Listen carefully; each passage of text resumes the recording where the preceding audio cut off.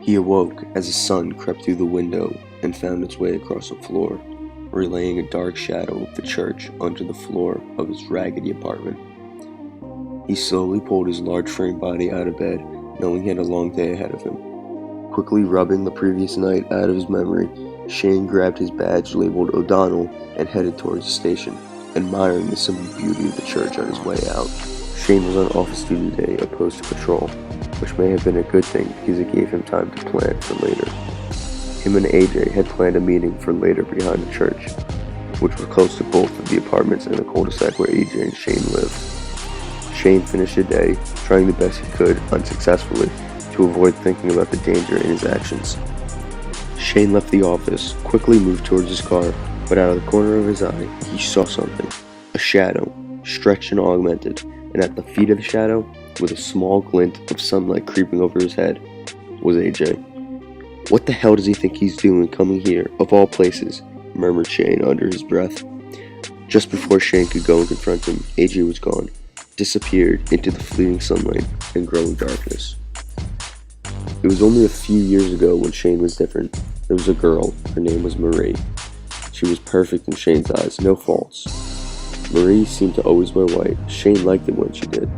They were perfect together, and Shane's job was treating him well. He enjoyed going to work every morning, except for the fact that he had to leave Marie shortly, but overall loved what he did. Days were quick and nights long, enjoying every moment he had with her. Shane quickly got into his car, threw the car into gear, and rushed home. He needed to take another shower once he got home, and then again repeated his daily morning routine, even though it was 10 p.m. Shane struggled to brush his teeth because his hand was trembling so much. Yet another time, something was caught in the corner of his eye. The picture he kept of her. The trembling slightly lessened. He went over the script in his head that AJ had told him. All I have to do is provide protection for a friend. Just look over him, keep him safe. Slipped out of Shane's mouth. It seemed like a justification for what he has done to make some more money on the side. But what if anyone else found out? What if they're on AJ's trail? How would I know? That's not my department. This deal felt like it was tearing out the goodness of Shane's heart. His chest actually was in pain constantly. It was almost like AJ was always there, looking over him, but not like Marie. Rather like a looming demon that he could not exorcise. Shane never saw it coming. Slowly, Marie's clothes began to darken. She stopped going to church every Sunday, and Shane felt the disconnect. He had no idea what was wrong, but he would sit at his desk every waking moment staring at the picture, trying to synthesize some sort of explanation, justification, or reason why. That's all he wanted, and he would never find it. When he returned home, she was gone, and all that was left of her possession was a picture, now adorned with a note that read, "Please, never change." Against his better judgment, Shane took the picture out of the frame, jammed it into his pocket, and headed towards the church, where AJ was.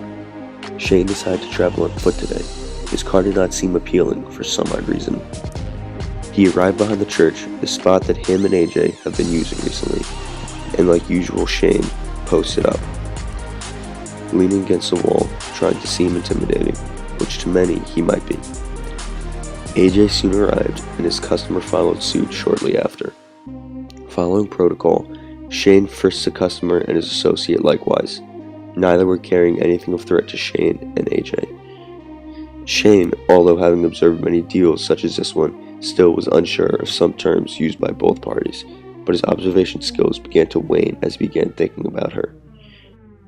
No matter, the deal was soon over and the customer and associate quickly disappeared into the shadows. "Here's your cut," claimed AJ. "Are you serious? Can you do anything right, AJ? This is too little." The trembling slowly began. "You know I can't believe you would do this to someone that basically has your future in the palm of his hands."